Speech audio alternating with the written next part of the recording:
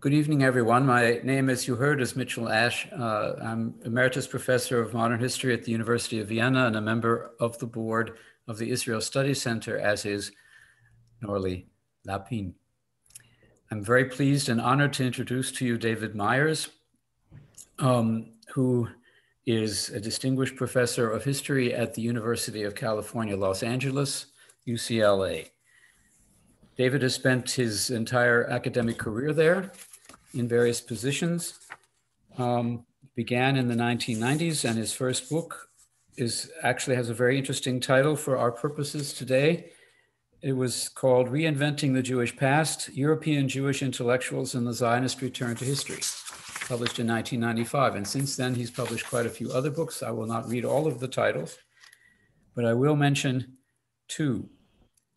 Resisting History, Historicism and Its Discontents in German Jewish Thought, published with Princeton University Press in 2003. And most recently, The Stakes of History, On the Use and Abuse of Jewish History for Life, published by Yale University Press, 2018.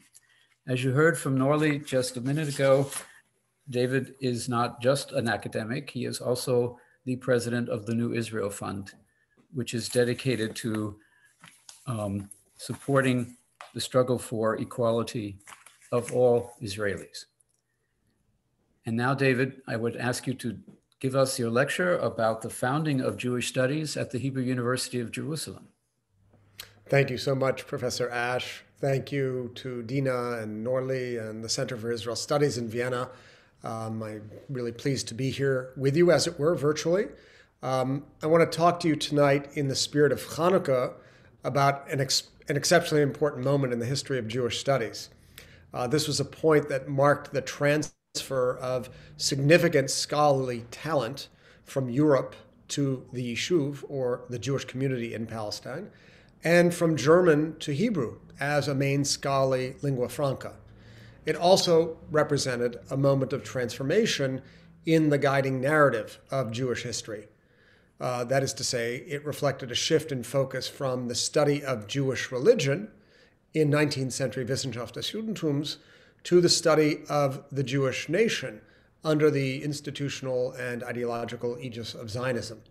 All of this shift was part of what we might call the nationalization of Jewish history that took place really in the first decades of the 20th century, especially in the 1920s, in Jerusalem, in Vilna, and in other sites across the globe. What was at stake in this moment? That's the question that I'd pose. I'd say not only the locus and medium of communication of Jewish studies, but also the very scope and function of the field, and indeed, more generally, of the humanities, of humanistic inquiry. And I'd like to discuss the historical instantiation of these kinds of questions and struggles, and then spend at the end of my time a few minutes talking about the implications of that moment for today, of the historical moment that I'd like to unpack. But let me set the stage, and at this point I'm going to put up my PowerPoint presentation. In just one second.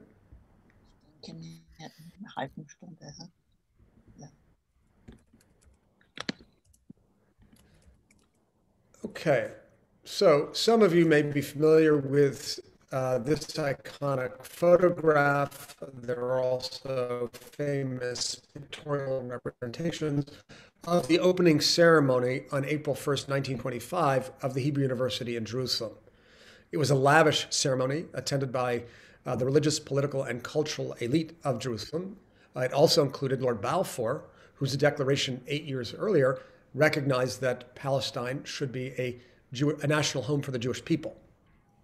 Often forgotten, however, is that 3 months earlier, a smaller but still distinguished audience assembled to open the Machon Lemadei Hayadut, the Institute for Jewish Studies, one of 3 units of the Hebrew University that actually preceded the formal opening that is depicted before you.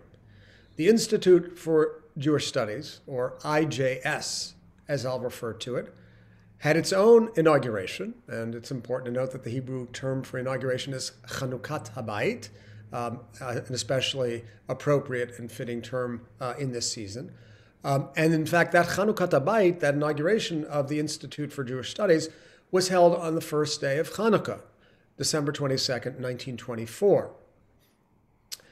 The university's presiding officer, Chancellor Judah Leib Magnus, the well-known and recently arrived American rabbi, addressed the assembled guests, especially the British High Commissioner Herbert Samuel. He opened the ceremony with traditional greetings drawn from Jewish liturgy. He begins by talking about the Shehechianu prayer before thanking God, She'asa nisim lavotenu bayamim hahem bazman hazeh, thanking God who performed wondrous deeds for our ancestors in those ancient days and in this season or in that season. So you see here on the left, Rabbi Dr. Judah Magnus, and on the right, the opening speech at which he delivers his remarks, calling attention to the wondrous deeds of the moment. Was it not a miracle, Magnus asked, that an independent center for Jewish studies, rooted in the vitalizing soil of the homeland, was already beginning to take rise, less than 30 years after the idea was first raised at the First Zionist Congress in Basel, Switzerland?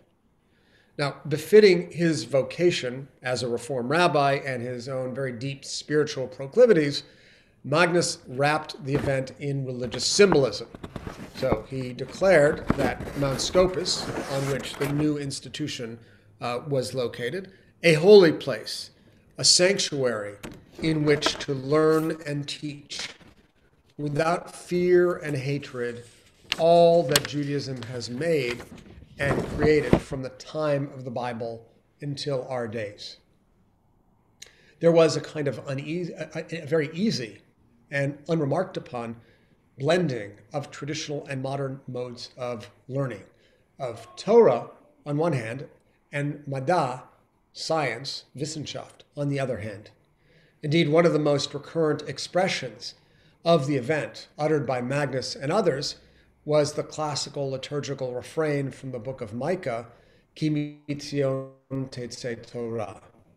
From Zion will go forth Torah. That really was the emblem and slogan of this Chanukah Bayit, this inauguration of the Institute for Jewish Studies on the first day of Chanukah, 1924.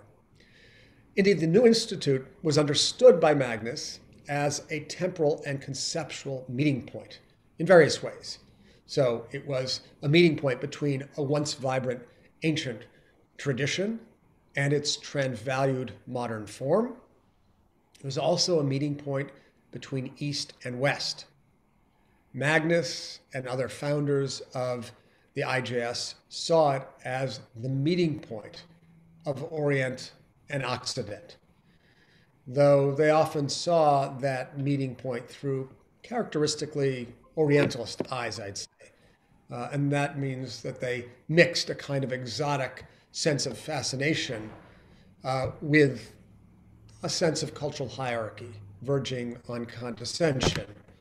And it's not entirely surprising because of the founding generation of scholars at the Hebrew University, almost all were from Europe, were European born and trained. Here you see before you three of the key figures on the left, three key founders of the Institute for Jewish Studies, beginning with Gershom Scholem.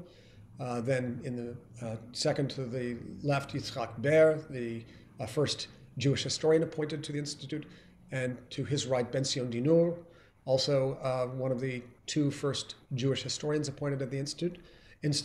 The only outlier in that coterie of European-born scholars was the scholar of Hebrew language and literature, David Yalin, who is pictured on your right, whose mother was of Mizrahi origin, was Iraqi. It's in this sense, I think, that the university and the institute were really outposts of Europe. And it's clear that the faculty cultivated that sense. Rechavia, the intimate neighborhood of Jerusalem, which many of you may be familiar with, was where many faculty members lived, and it was known in Jerusalem of the day as Little Berlin. There was a decidedly Germanic feel to the institution, really from the outset. Almost all of the faculty had intended German language institutions in some cases, like this person, the founding Talmudist of the Hebrew University's Institute for Jewish Studies, Yaakov Nachum Epstein. He, in fact, was someone who attended the University of Vienna before going on to Bern to complete his dissertation.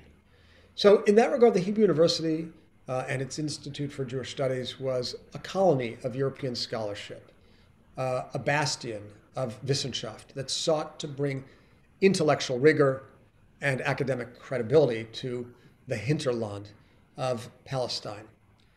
There was more than a bit, I would say, of a mission civilisatrice, a civilizing mission in this ambition, which I think leads us to recall a neighboring institution that, in a certain sense, served a similar purpose. This is the Syrian Protestant College, founded in the 1860s, which became in 1920 the American University of Beirut.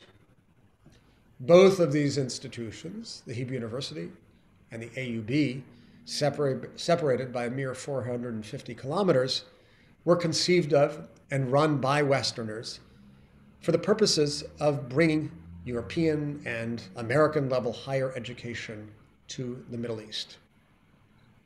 The fit at first, at least in Jerusalem, could be awkward and troubled. The fit, that is to say, between these European sensibilities and the realities on the ground in Palestine.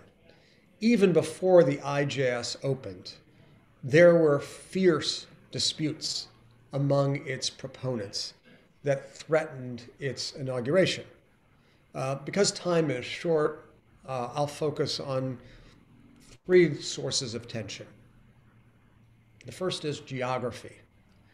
While, of course, the Institute, back to it here, was located in Jerusalem, it was not clear in the first years and amongst the most fervent supporters of the Institute that its leadership should reside in Jerusalem.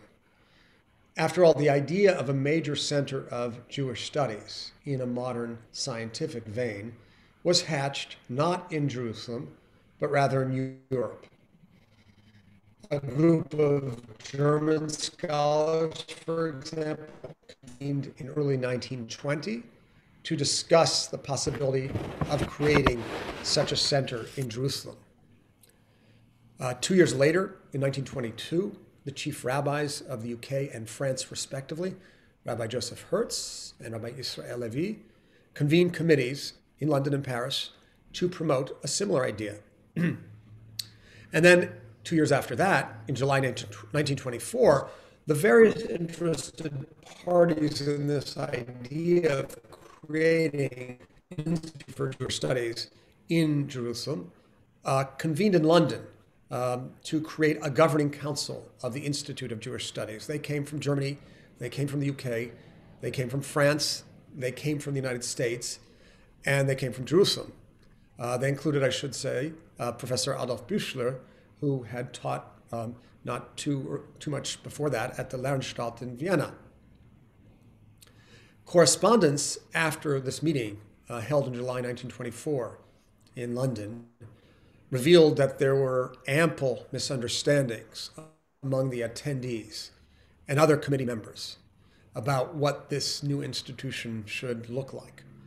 Diaspora members believed that while it should be located in Jerusalem, London should be the administrative center of the Institute, and its affairs should really be run from there, because it was in the diaspora, in Europe extended if we include the UK still, that the scholarly, organizational, and financial leadership of the Institute would be centered.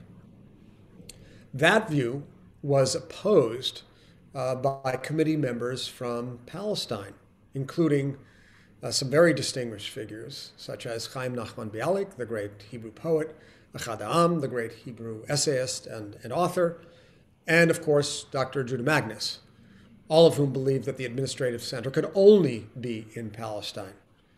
as Magnus wrote to Rabbi Hertz in January 1925, about a little less than 3 weeks after the opening of the Institute, I venture to assert that it is only persons who are on the sacred soil of Eretz Israel who can so know the spirit of the Institute as to entitle them to conduct the actual administration of the Institute.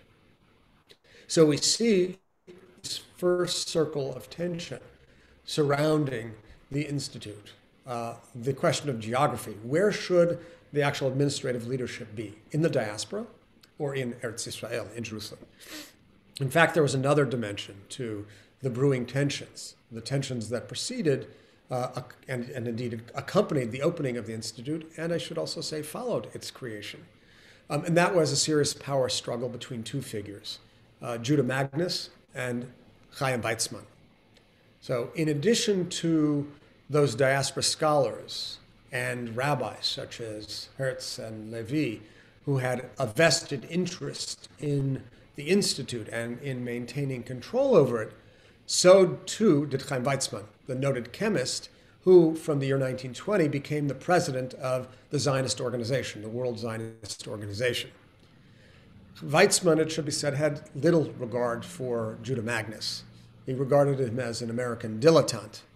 And more importantly, he was convinced that the Zionist organization should really be the controlling agent in the affairs of the new institute as well as the Hebrew University. And this really is part of a recurrent question posed since 1897 about whether the Zionist organization should be the custodian and chief promoter as well as financial supporter of the Hebrew University.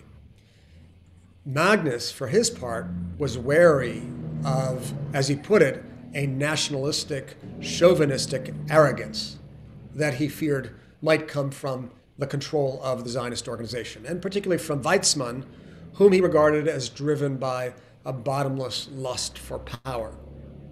And needless to say, much more could be said about the personality tensions at work here, particularly those between Weizmann and Magnus. Magnus at one point said, if he's so appetitive, if his appetite is so great, then let's just make him the president of the university and I will step down, which he did not do.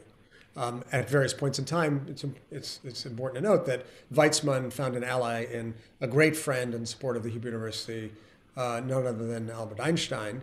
And at various points in time, the two agitated against the leadership of Magnus, but it did not lead to his replacement until the mid-1930s, when he was, in a sense, kicked upstairs to a new position. But I think there's a third and even more important source of tension, chiefly manifested between the diaspora, scholarly, and rabbinic overseers of the Institute and those on the ground in Jerusalem. What actually was the primary mission of this new center? Was it to be largely a research institution, akin to, say, the Akademie für die Wissenschaft des Judentums that was established in 1919 in Berlin, which was cast as a pure research institute without any teaching functions? Should it be a kind of academy based in Jerusalem, but with an expanded scholarly and monetary base? Or should it be a teaching institution that served the emerging national Jewish student population on the ground in Palestine? It's hard to overstate how fierce the battle lines were over this question. There was a ferocious dispute that broke out. Magnus himself clarified after a year, and it's interesting to hear his language, that the Institute should not ever be a factory for exams and doctoral degrees. He said, our desire is that the Institute should be created to stand on a scientific plateau that is permeated throughout with science. And indeed, that was a recurrent and resonant term that courses through all the discussions of the function of the Institute, the language of Madda, the language of Wissenschaft. And yet, that was language, I should say, that joined Magnus to the diaspora scholars and rabbis who were very much intent on creating an institute marked by research excellence. But there were competing sensibilities on the ground in Jerusalem itself. So one of Magnus's colleague, who was his ideological opposite, Magnus was committed to the ideal of binationalism, indeed was a fellow traveler with a number of his Hebrew University colleagues in the binationalist group Brit Shalom, whereas his good friend and the first professor of Hebrew literature at the Hebrew University, Professor Yosef Klausner, was very much aligned with revisionist Zionism. Klausner, for his part, believes that, as he said, life conditions force the institute to assume the form of a teaching institution rather than a research institute. And here it must be said that this wasn't only a matter of external exigencies, realities on the ground. Klausner was really committed in principle to creating a popular and populist national institution that served the national Jewish constituency in Palestine. Tensions between the competing perspectives, both between diaspora supporters and those on the ground in Jerusalem, and also within the small Hebrew University and Institute for Jewish Studies community itself, reached the point that the university felt compelled to appoint a special committee headed by Professor Zelig Brodetsky of England to really work on and refine and ultimately define the university's mission. The committee proceeded in Solomonic fashion to determine that the university should neither be a research monastery, as some critics had suggested, nor a degree factory, as other critics from the opposite side had suggested, but rather should combine both domains of activity. Now, there's much more to relate about this story. Suffice it to say that the miracle declared by Judah Magnus on the first day of Chanukah in 1924 quickly became a more involved, contested, and strained tale, whose drama played out just barely behind the scenes of that famous opening ceremony of the Hebrew University on April 1st, 1925, and for that matter, for many years thereafter. If you're interested in reading more about this,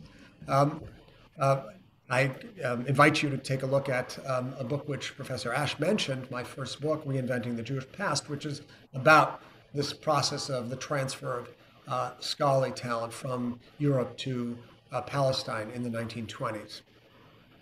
What I think is valuable and instructive about the episode is not just the intrigue in the story, but the way in which it demonstrates core tensions in the Geisteswissenschaft and the humanities today, especially in a time of tremendous financial constraint and political polarization.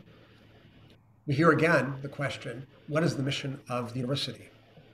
Is it to promote research or to train students? Most of us would probably agree that the answer is both. The mission is a dual mission.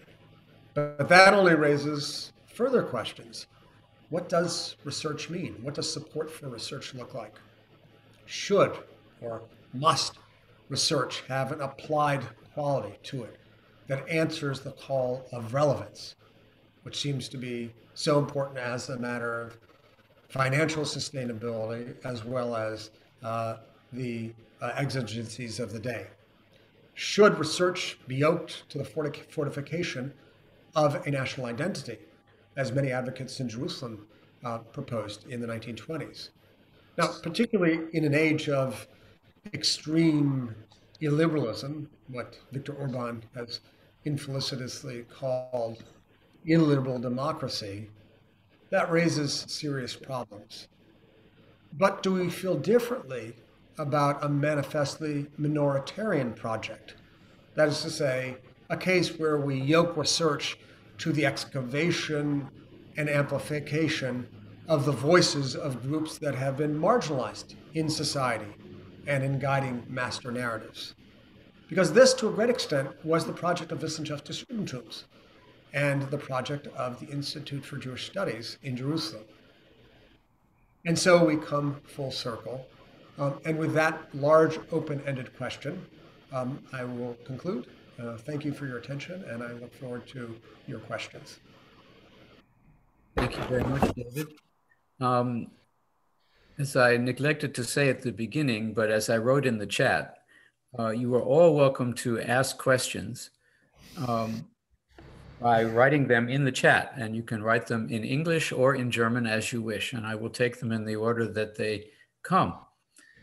While you're beginning to think about what you might do that way about writing in the chat, I will start, David, by asking what the title of that book means, if you might put it up again. It's an older study, of course, but you've drawn upon it to give your talk, and it said rewriting the Jewish past or reinventing the Jewish past. So does this mean reinventing it in the spirit of the Hochschule des Judentums, or does it mean something else? Thank you. It means rewriting it away from the sensibility reflected in the Hochschule and particularly the German institutions of Jewish studies, for which the guiding axis of the story of Jewish history was the spiritual, religious, and intellectual history of Judaism. The advocates and promoters and first agents involved, actors involved in creating the Hebrew University, sought to create a new platform or vista from which to view the Jewish past. They stated it very explicitly, for example, in the opening number of the guiding of the major journal of history and Jewish history, Zion, that was established in the 1930s, when it was stated that the axis must no longer be the spiritual, religious history of Judaism, but the national history of the Jewish people, or as the language had it, of the Israelite people, for very curious reasons. So what this founding scholarly generation of the Hebrew University sought to do was to build a new foundation from which a rewriting of the Jewish past could proceed along the lines of the Zionist movement and the Zionist rethinking of the Jewish past. This meant actually a number of different and sometimes contradictory things.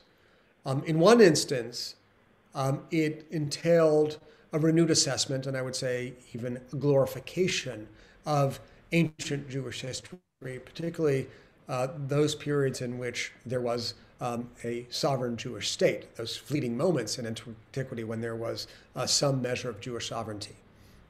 And that impulse was particularly evident and present in some of the later writings of Yitzhak Ber, whom I mentioned earlier. But there was another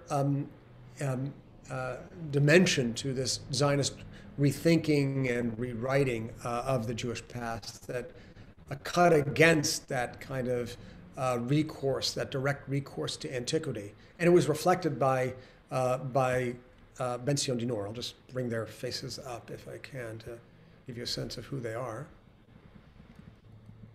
So the person here, second from the left, is Ber, who undertook that kind of long-term gaze to antiquity in his book Israel Ba'amim, Israel Amongst the Nations. Whereas the person to his right, who is considered really in many respects the paradigmatic Zionist historian Ben Sion Dinor, rewrote the Jewish past in ways that identified proto-national sensibilities in many distinct moments and settings prior to the advent of the Zionist movement. So he was a collector of traces of these proto-Zionist sensibilities and loyalties that he rather uniquely discerned in the Jewish past. In that regard, his rewriting was a kind of Zionization of almost the entirety of the Jewish past, including the long period of exile, which Baer leapt over to make his way directly to antiquity. So this is one of the ways in which we can see that shared objective of reimagining, reinventing, rewriting the Jewish past actually led to multiple and in some sense competing sensibilities. One that sort of included and recoded every cultural sentiment, and another which ignored much and made direct recourse to antiquity in ways that are much more familiar to those of us who know sort of the popular Zionist attitudes towards the past. So these are some of the ways in which we see a rewriting. I just have to add one additional point. I suppose the overarching theme of my talk is that if I were to reduce it to one word, it would be tension. There were many circles of tension that surrounded the creation of this institution, and that in a certain sense led to its considerable dynamism. That tension was not just between the diaspora and the land of Israel and Jerusalem.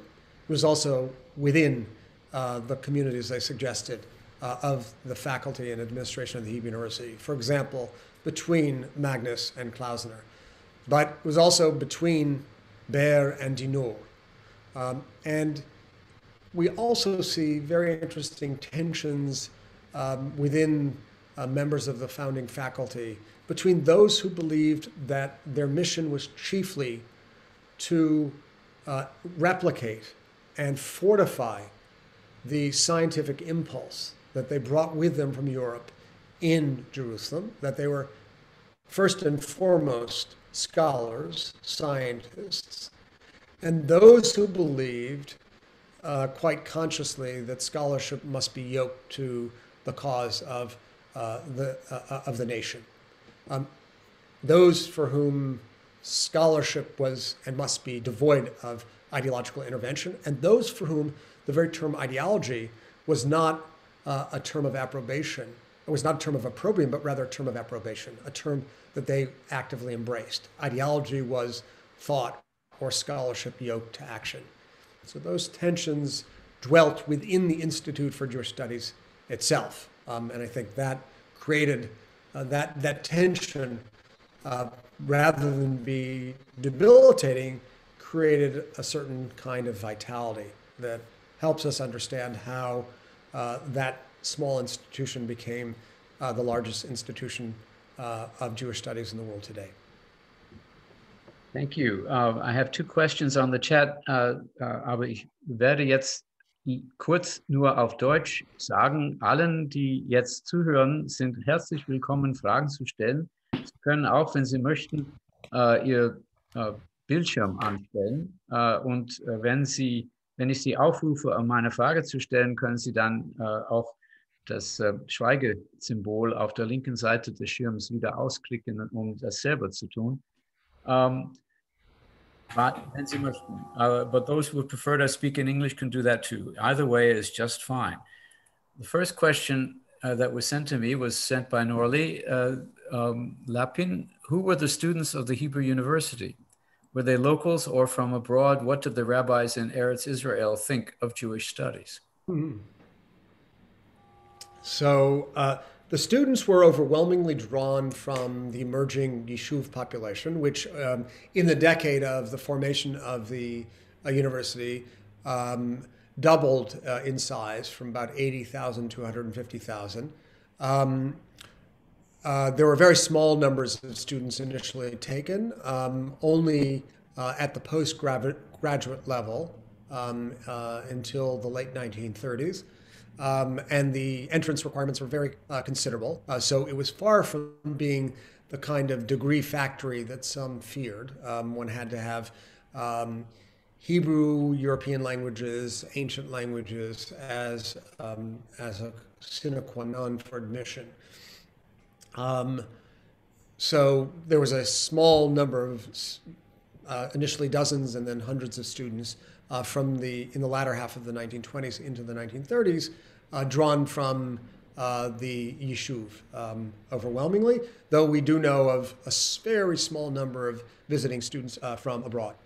The rabbis of the Yishuv, for the most part, looked on with great skepticism, especially those of the newly established Edah Haredit, the Haredi community. It's important to note that the chief rabbi, the chief Ashkenazi rabbi of Palestine, Rabbi Abraham Isaac Kook, was present at the opening ceremony. And in that kind of putatively ecumenical way of his, I'm somewhat of a skeptic about Rav Kook's ecumenism, believes that the pursuit of secular studies could be a pathway to a deeper engagement with Jewish religion. But there was tremendous opposition amongst other rabbis in the country.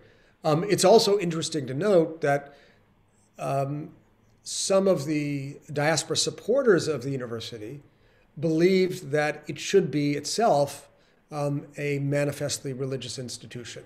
So Rabbi Hertz, for example, believed that the first faculty should be people with rabbinical training, a view that a number of others felt. There were also initiatives in the 1930s to create a rabbinical seminary affiliated with the Hebrew University. But that idea fell for a variety of reasons, including the opposition of local rabbis in Eretz Israel. So I'd say, for the most part, the rabbinic, the preponderance of rabbis in Eretz Israel did not look on with kindness at the newly created institution. And I suppose that it's important to say, was not a unique opinion about the university. It wasn't only those of a traditional religious sensibility who looked on with skepticism at the university. It was also many within the Zionist movement who saw it as a misappropriation of precious resources, as an elite institution that was, in some sense, at odds with the guiding popular impulse of the Zionist movement, and therefore was not worth the investment of time and energy. There were abiding tensions between Mount Scopus on high and the Zionist movement in the valley, in the settlements that were places where people were working the soil of the homeland with their own hands. It's not difficult to imagine how difficult, in a certain sense, fit the university was with that guiding, pioneering ethos of the Zionist movement. And yet, as we know, one of the sources of survival of Zionism was that there never was a single Zionism. There was always multiple Zionist perspectives. Zionism was born in multiplicity. And indeed, there was a very pronounced cultural Zionist strain associated with Achad Ha'am that early on advocated for not just a university, but for how essential that institution was. There we see playing out in the university are tensions between cultural Zionists on one hand and political, pragmatic, or religious Zionists on the other, as well as between advocates of the university and traditionalist rabbis who eschewed Zionism altogether, as was the case in the 1920s and 30s. I have another question from Louise Hecht. Would you like to ask it yourself, Louise, or shall I read it?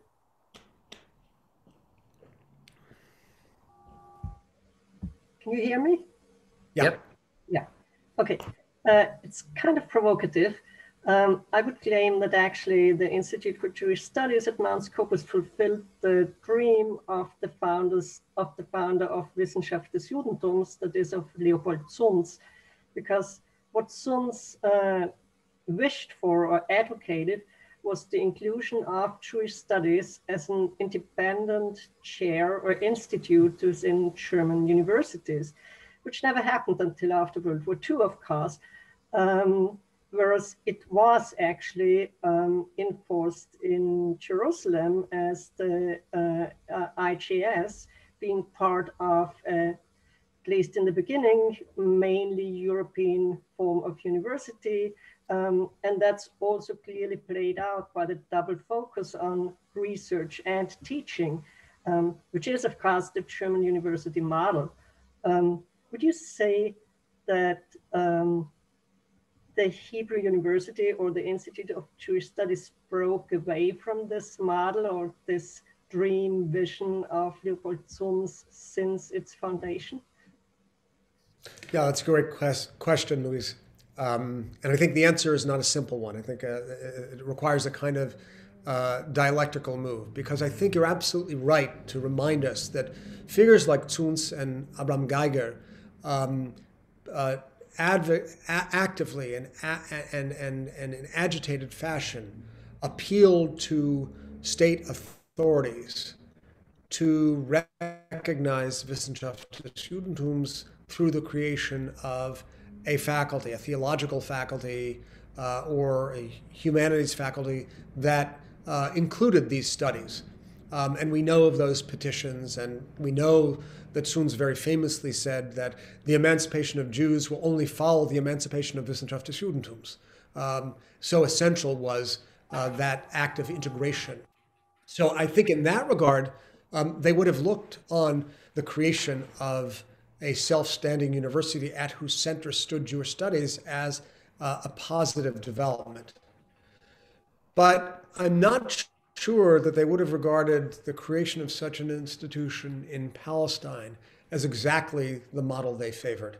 I sense they may have regarded that as exactly what some of the diaspora overseers thought of this whole idea, which was that it constantly ran the risk of being a parochial institution in which scholarship was subordinated to larger ideological considerations such as Zionism. And it's important to note that a number of the most prominent members of that diaspora oversight board or committee were pronounced non-Zionists, interested in the possibility of creating an institution of pure research. I suspect that Zunz and Shirley Geiger would have shared that fear. It's also important to note that what was such a driving force for them, for Zunz and Geiger amongst others, was the validation of the German Academy.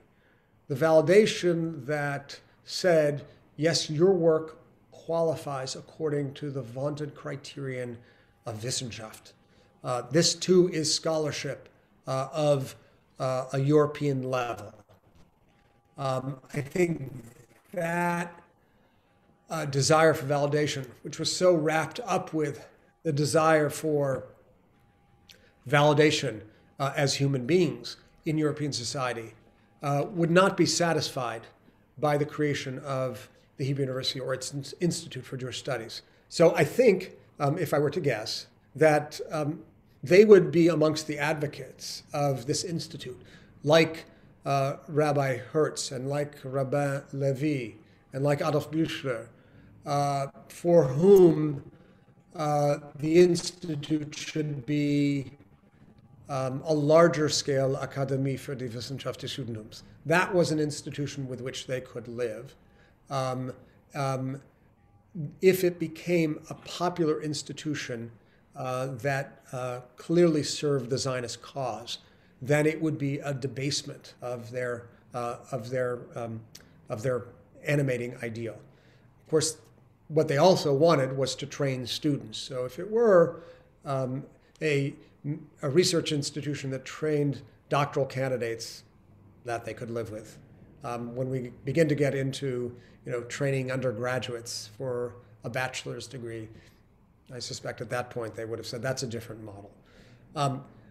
But of course, this is all lesser or more informed speculation. I think their attitude would have been a complicated and dialectical one. They would have seen positive features, and they would have had some issues that they would have shared with some of the diaspora overseers. Louise says that she has a follow-up question. Please.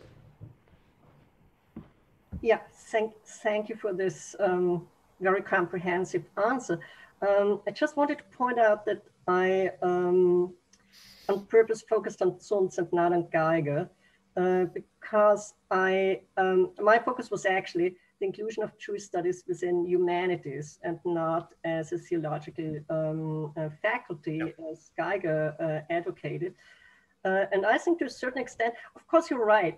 They would have considered Jerusalem as parochial. But on the other hand, I think the Hebrew University or the Institute for Jewish Studies at the Hebrew University, to a certain extent, did fulfill Zunz's dream as an institute for Jewish studies as part of a broad university at a European level, or at least what aspired to be a university to reach a European academic level. You're of course right that they wanted to get a recognition from German academic circles, but to a certain extent, I think it would have fulfilled their dream.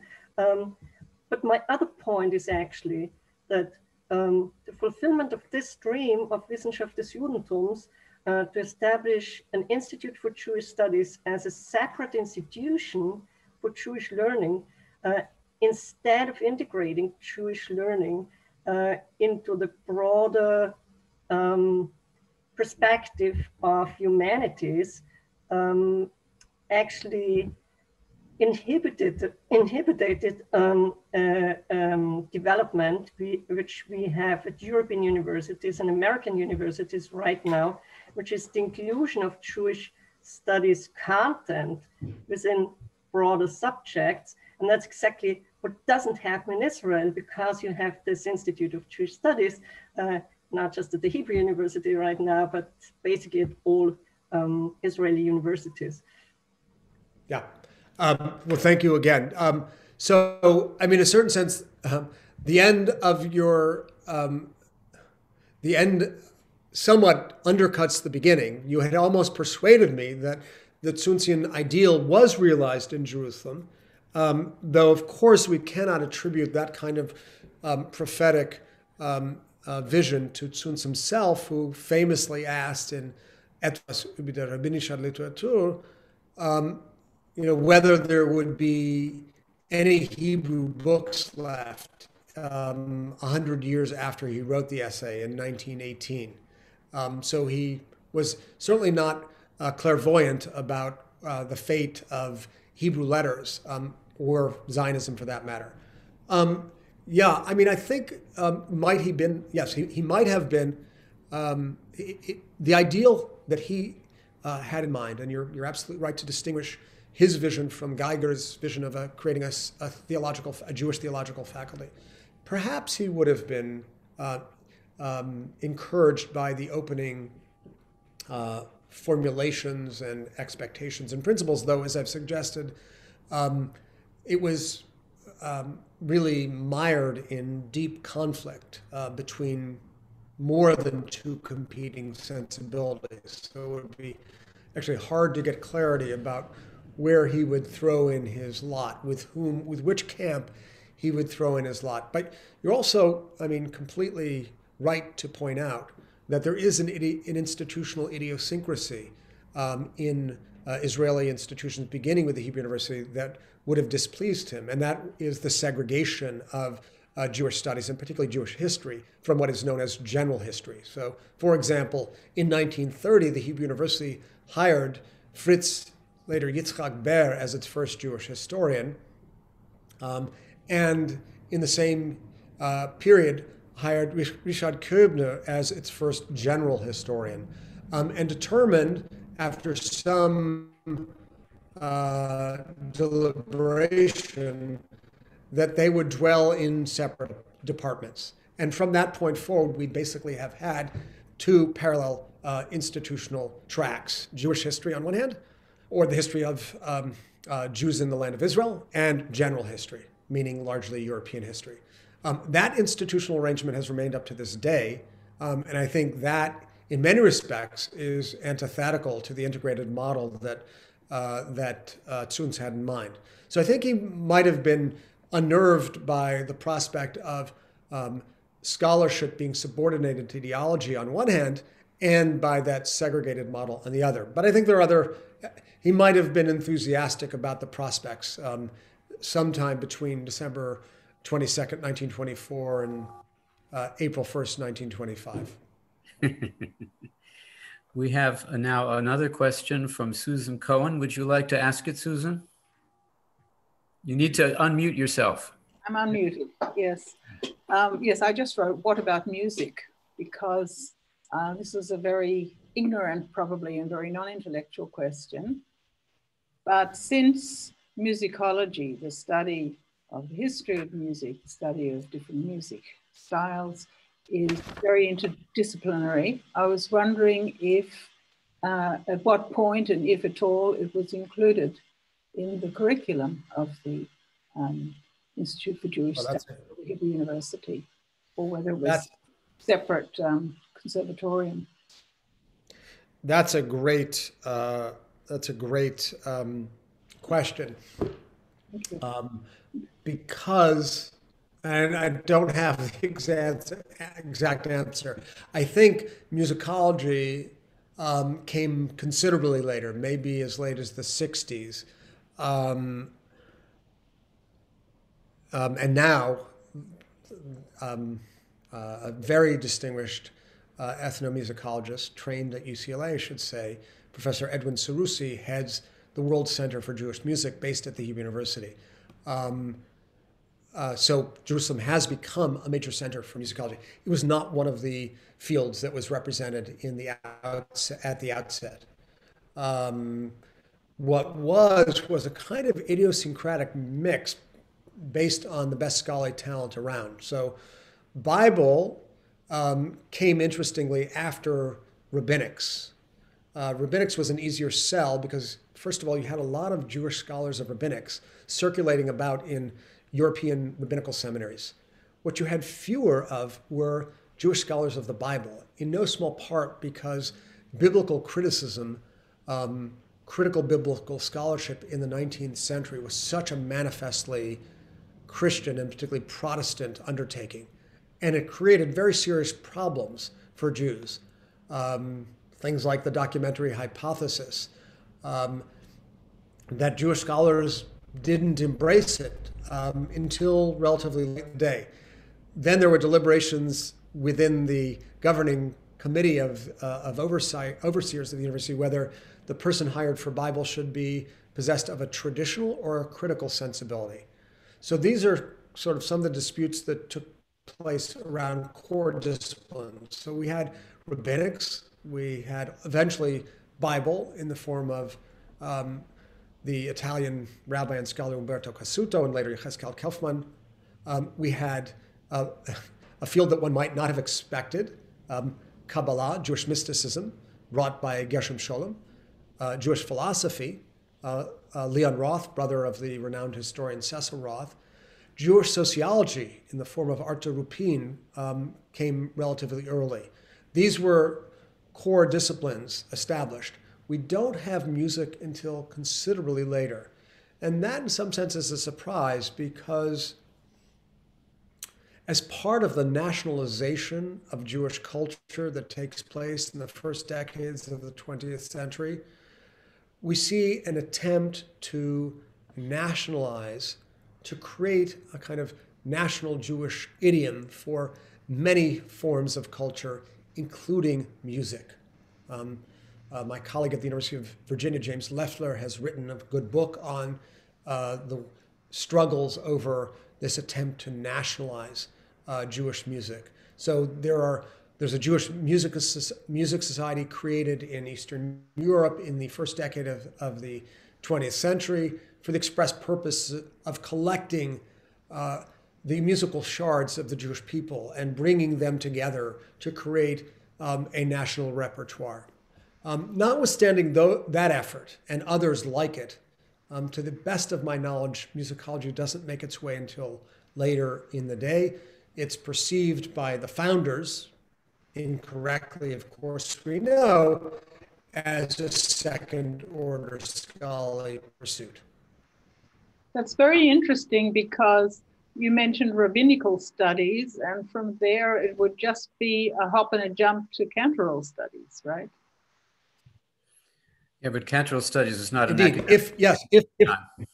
if a rabbinical seminary were created, as had been planned in the mid-1930s, I could easily imagine cantorial studies. But you do raise a good point, and I would say that it's a relatively, what should I say, minor in terms of the quantity of scholarship emphasis in Wissenschaft des Judentums, but not unknown, not by any stretch of the imagination unknown. Around this same period, maybe a little bit later, there were scholars in the United States working on piecing together the various musical shards that I mentioned and subjecting them to scholarly analysis. There was the effort of Abraham Edelson in this period, working to bring together the shards of the Jewish musical past into a coherent songbook. So at the same time, a little bit later, Jewish musicology, I think, was having its first important period of institutional growth, but not, to the best of my knowledge, at the Hebrew University. I'm actually close as it might have. Actually less surprised than you are, David, because in the 1920s, musicology wasn't established as a discipline even in Europe at that time. So it might have been, one can imagine that people interested in establishing musicology might have taken the strange route of establishing it in Palestine rather than in Europe, but seems to me it would have been unlikely for them to take that route. It becomes a discipline in this period, in the period that we're discussing. No, there were musical studies. There was activity, Edelson in particular. I believe Hebrew Union College hired someone in New York to work on music, maybe in the 1930s.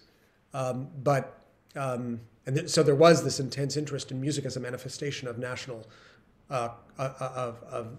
culture. There was also a tremendous interest in the history of liturgical music, but it's good to know and to have clarified that the discipline did not exist in the 20s. It was beginning to be founded, but for example, in Vienna at just this time.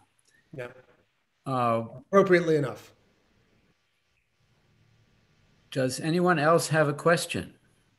We don't need to have this be a private conversation. Anyone who would like to ask a question is entitled to do so.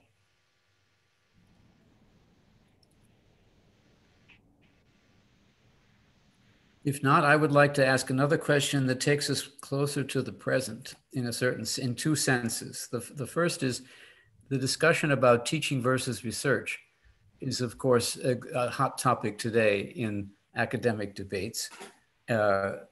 All over the world, it might be said, not just in the United States, although the American discussion would make you think it was only happening there. But it's actually a serious topic all over the world about, in essence, the question being, what is the purpose of the university? Is it there to provide general education to as many people who are as interested as possible, or is it a research institution? The idea that it might be both at the same time seems today almost to be subversive in some circles. but this discussion is now quite old, as you know, of course, and so I wonder whether the situation in the Hebrew University today, which now, of course, offers many more subjects and not just Jewish studies,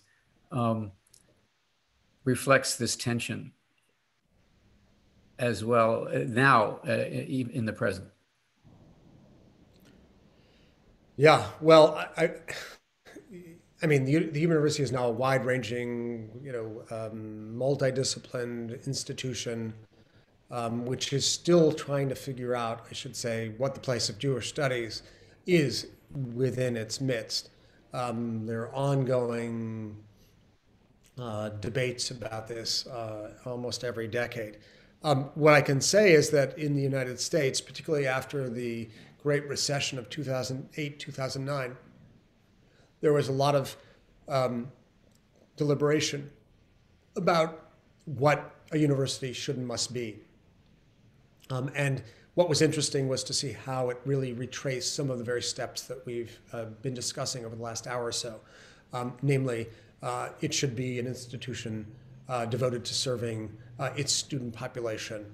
And to the extent that we promoted research, it should be research that had really practical, applied qualities that were readily accessible and were indeed connected to that more popular mission. And there were those who said we must remain institutions that allow for pure and basic research that has no tangible, immediate applied quality to it. I think, in some sense, what we've come to learn is that this is really a false dichotomy. That a large, robust university must find a way to perform these multiple functions, and at the same time, I guess I would say that I belong to that constituency which is not daunted by the demand or request that research have an applied dimension to it. And I say that as a humanist who believes that the essence of the humanities is to produce knowledge to improve society. And in that regard, I think of my own vocation and yours as well, Mitchell's, as the best guide we have to understanding how we got where we are. We stand in a moment of tremendous perplexity, a period in history that certainly I remember no peer or comparator to, and I increasingly, indeed on a daily basis, validate my own vocation by trying to make recourse to the past in order to understand how we got to where we are in the present. That isn't to say that there is a either linear route or that we see precise precedents that we can sort of carve out of the past and place them onto the present day model. But I do think that we should be encouraged to make use of our historical knowledge in ways that serve the present. And in that regard, I suppose I join the debate over what the university and the humanities can and should be. Not by mandating that everybody think in applied terms, but by encouraging those who feel that their disciplines permit it to do so responsibly. That, I think, is, for me, the demand of the hour, and all the more so in the mystifying, confounding, troubling world we inhabit today. I have one additional question now that what you just said would have been a lovely concluding statement, but I think we should definitely ask this question because it changes the perspective in a very interesting way. The question was from Thomas Vetter, and he put it in German, so I'll translate it now into English for you. How did the Arab population react to the founding of the Hebrew University? Well, really good question. And with this, I'm afraid I'm going to have to conclude as well. There were representatives of the local Arab community at the opening ceremony. And there were also initiatives promoted by the prior High Commissioner Ronald Storrs to create an Arab university in parallel to a Jewish university. But I would say that the local Arab population regarded it with skepticism at best and suspicion more commonly, as yet another manifestation of the Zionist effort to lay claim to both territory and legitimacy in Jerusalem and in Palestine more generally. So there was not an open, warm embrace by the local community at all to the creation of the university. There was some measure of envy that was reflected in the Arab press about the creation, rather rapid creation of this university, but not warm embrace,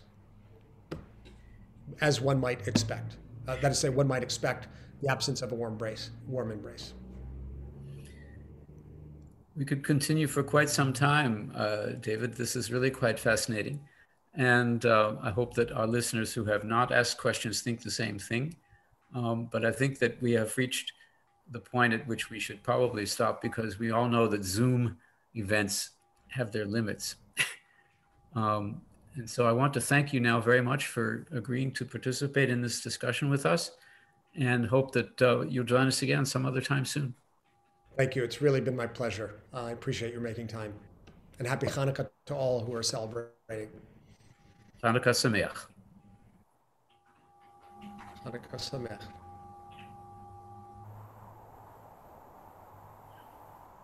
Thank you all.